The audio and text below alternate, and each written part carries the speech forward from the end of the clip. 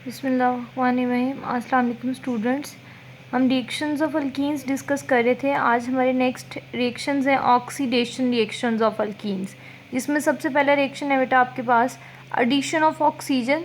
Addition of oxygen to double bond को epoxidation भी कहा जाता है, बिकॉज आप जब अल्कीन्स में ऑक्सीजन ऐड करते हैं, डबल बॉन्ड में ऑक्सीजन ऐड करते हैं, तो रिजल्टिंगली आपको जो प्रोडक्ट मिलता है वो इस तरह से एक साइक्लिक प्रोडक्ट है, जिसमें 3 मेंबर साइक्लिक रिंग होता है एंड 1 मेंबर इज़ ऑक्सीजन। ऐसे साइक्लिक कंपाउंड जिसमें 3 मेंबर साइक्लिक रिंग हो, ऐसे कंपाउंड जिसमें 3 मेंबर साइक्लिक रिंग हो और उस रिंग का एक मेंबर ऑक्सीजन हो, तो it is also a class of organic compound और ये कहलाते हैं एपॉक्साइड्स, या इन्हें ऑक्सीडेंस भी कहा जाता है और इन्हें साइक्लिक ईथर्स भी कहा जाता है। आपस में क्या होता है कि जब आप अल्कीन में ऑक्सीजन ऐड करते हैं और अल्कीन और ऑक्सीजन, अल्कीन या ऐसे इथीन गैस है, इथीन गैस को मिक्स करते हैं आप ऑक्सीजन या एयर के साथ, और इस मिक्सचर को आप पास करते हैं सिल्वर ऑक्साइड कैटलिस्ट के अंदर से और टेम्परेचर मेंटेन करते हैं 300 डिग्री सेंटीग्रेड तक, तो आपको यहाँ पे half molecule of oxygen use होता है। हाफ का मतलब है एक ऑक्सीजन एटम, तो एक ऑक्सीजन एटम साइमल्टेनियसली दोनों कार्बन के साथ बॉन्ड बनाता है, जिसके रिजल्ट में आपको एक साइक्लिक प्रोडक्ट मिलता है। जैसे यहाँ देखें आप, अगर पाई बॉन्ड जो है वो कार्बन कार्बन का पाई बॉन्ड जो है वो ऑक्सीजन के ऊपर अटैक करते हैं, तो ऑक्सीजन का अपना लॉन पेयर जो है वो दूसरी, ये मतलब इस कार्बन के साथ बॉन्ड बना लेते हैं और लॉन पेयर जो है वो फिर दूसरी कार्बन के साथ जाके साइमल्टेनियसली बॉन्ड बनाता है। तो आपको यहाँ पे इथाइलिन ऑक्साइड्स या आप इसे इथाइलिन एपॉक्साइड भी कह सकते हैं। इसी तरह आप प्रोपीन यूज़ करते हैं, तो सेम डबल बॉन्डेड कार्बन के ऊपर ऑक्सीजन एटम दोनों कार्बन के साथ जाके अटैच होता है और यहाँ पे भी आपको एक साइक्लिक प्रोडक्ट मिलता है आपके पास जो है, जिसे आप कहते हैं propylene epoxide. Epoxides are very important materials, ये as a raw material, as a starting material use होते हैं for the industrial production of 1,2 diols glycols, and glycols are also very important. ये एंटी फ्रीजिंग एजेंट्स के तौर पर use होते हैं आप पास में। ये 3 member ring is highly reactive because इसकी रिंग स्ट्रेन जो होती है उसकी वजह से आपस में, क्योंकि 3 मेंबर रिंग के अंदर कार्बन जो हैं वो या बनाना शेप बॉन्ड बनते हैं और that is highly unstable bond आपस में, इसलिए ये बहुत ईजीली टूट जाता है और टूट के ये 1,2 डायोल्स में कन्वर्ट होते हैं। सेकेंड हमारे पास है hydroxylation. Hydroxylation is very important, exam point of view से बहुत इंपॉर्टेंट टॉपिक है। हाइड्रोक्सीलेशन का मतलब क्या है? Addition of hydroxyl to the double bond. Hydroxyl groups को डबल बॉन्ड पे जब हम ऐड करते हैं, जैसे हाइड्रोजन ऐड करते हैं तो उसे हाइड्रोजिनेशन कह रहे हैं, हम ब्रोमीन मॉलिक्यूल्स ऐड करते हैं तो ब्रोमीन कह रहे हैं उसके अंदर जो है। इस तरह हाइड्रोक्सल ग्रुप्स को अगर ऐड करते हैं तो उसे कहते हैं हाइड्रोक्सीलेशन। हाइड्रोक्सीलेशन कराने के लिए हम जो रिएजेंट यूज़ करते हैं वो रिएजेंट कहलाता है बायर्स रिएजेंट या बेस रिएजेंट भी कहते हैं इसको। बायर्स रिएजेंट क्या होता है? Chemically it is 1% dilute alkaline KMnO4 solution. ये माइल्ड ऑक्सीडाइजिंग एजेंट है, पिंक इन कलर है। ये माइल्ड सिर्फ तब होगा जब ये डाइल्यूट होगा और आप इसे कोल्ड कंडीशंस में जो है इसका रिएक्शन करवाएंगे इसके लिए जो है, otherwise it is a very strong oxidizing agent. ये एक बहुत ही स्ट्रॉन्ग ऑक्सीडाइजिंग एजेंट है। सोल्यूशन का पिंक कलर होता है।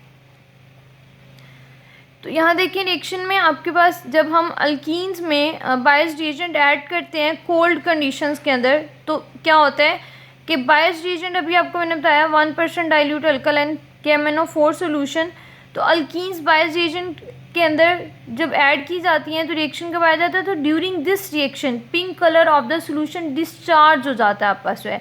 देखिए रिएक्शन कैसे होता है कि KMnO4 आयोनाइज होकर K positive and MnO4 negative ions बनाता है। वो MnO4 नेगेटिव आइंस का अगर आप स्ट्रक्चर देखें तो कुछ ऐसा है, और ये MnO4 नेगेटिव आइंस जो हैं वो जाके simultaneously from the same side of the double bond, जैसे ये आपको दिखा रहे हैं, from the same side of the double bond जो है वो जाके ऐड होते हैं और रिजल्टिंगली आपको एक साइक्लिक इंटरमीडिएट मिलता है आप पास इसके अंदर जो है। जैसे यहाँ देखें ये पाई बॉन्ड जो है इस कार्बन ऑक्सीजन पे अटैक करता है, तो इस ऑक्सीजन और इस कार्बन का बॉन्ड बन जाता है by using this electron pair.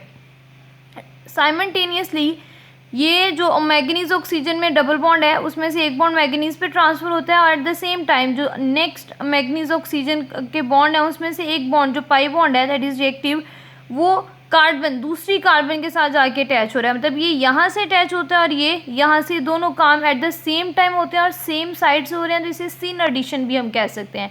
इस तरह से आपको एक साइक्लिक इंटरमीडिएट मिलता है। इस साइक्लिक इंटरमीडिएट की फिर आप कराते हैं हाइड्रोलाइसिस, वाटर की प्रेजेंस में इसको ब्रेक कराते हैं। तो क्या होता है कि यहाँ से ये मैंगनीज ऑक्सीजन बॉन्ड यहाँ से ब्रेक होता है और यहाँ से ब्रेक होता है। वाटर के जो H पॉजिटिव आइंस हैं वो इन ऑक्सीजन के साथ मिलके इन्हें न्यूट्रलाइज करके OH नेगेटिव OH हाइड्रोक्साइड में कन्वर्ट कर देते हैं आपस में, और यहाँ से ये पूरा MnO2 ये निकलता है ब्राउन कलर के प्रेसिपिटेट से, एक प्रोडक्ट बन के निकल जाता है ऊपर। और यहाँ ये जो दोनों ऑक्सीजन हैं ये OH ग्रुप में कन्वर्ट हो जाती हैं। तो आपके देखें जो रिजल्टिंगली प्रोडक्ट मिल रहे हैं दैट आर ग्लाइकोल्स, 1,2 डायोल्स, इन्हें विसिनल डायोल्स भी कहा जाता है आपस में। जैसे इथीन से रिएक्शन कराया था तो ये जो प्रोडक्ट है इसे आप कहते हैं ethylene glycol, and it is very important, ये एंटी फ्रीजिंग एजेंट के तौर पर भी यूज़ होता है। MnO2 जो यहाँ पे बनता है ये ब्राउन कलर के प्रेसिपिटेट्स हैं, और वाटर में से जो हाइड्रोक्सिल आयंस निकले हैं और ये जो पोटाशियम आयंस है ये मिलके पोटाशियम हाइड्रो ऑक्साइड बना देते हैं। ये एक बहुत ही इंपॉर्टेंट रिएक्शन है, ठीक है। इसे आप डायग्नोस्टिक टेस्ट के तौर पर भी यूज़ कर सकते हैं, बिकॉज इसमें देखें जो चेंज हो रहा है आप उसे नेकेड आई से देख सकते हैं, ऑब्जर्व कर सकते हैं उसको, जो है वो pink colour of the reagent during this reaction discharge हो जाता है, तो उससे पता चलता है कि रिएक्शन हो गया है। लेकिन ये रिएक्शन सिर्फ तब होगा जब डबल बॉन्ड होगा या ट्रिपल बॉन्ड होगा मॉलिक्यूल के अंदर, तो इसलिए हम इसे यूज़ कर सकते हैं as a test for the presence of unsaturation in a molecule, कि किसी भी मॉलिक्यूल में हमने चेक करना है कि अनसैचुरेशन है या नहीं है, तो आप उस मॉलिक्यूल के अंदर बायस रिएजेंट ऐड करें। अगर तो इसका कलर डिस्चार्ज हो रहा है तो इट मीन्स कि आपके गिवन मॉलिक्यूल में अनसैचुरेशन है, और अगर डिस्चार्ज नहीं हो रहा तो आपके गिवन मॉलिक्यूल में अनसैचुरेशन नहीं है। तो इसका मतलब ये हुआ कि आप इस रिएक्शन को यूज़ कर सकते हैं एज अ डिस्टिंक्शन टेस्ट के तौर पर भी between the alkane and alkenes. आपने अल्केन और अल्कीन में डिफ्रेंशिएट करना हो तो आप कर सकते हैं कि अल्केन में अगर आप बायस रिएजेंट ऐड करेंगे तो उसका कलर डिस्चार्ज नहीं होगा, जबकि अल्कीन में करेंगे तो उसका कलर डिस्चार्ज हो जाता है आपके पास जो है। नेक्स्ट हमारे पास जो है वो है combustion reaction. Combustion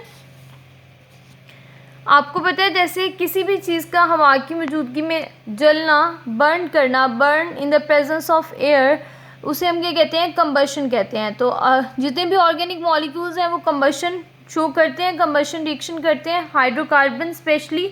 so it is alkenes are hydrocarbons, ये भी इन ओपन एयर में बर्न करती हैं, लेकिन ये बर्न करती हैं विद ल्यूमिनस फ्लेम, चमकदार, ल्यूमिनस को कहते हैं आपस इसके अंदर जो है वो।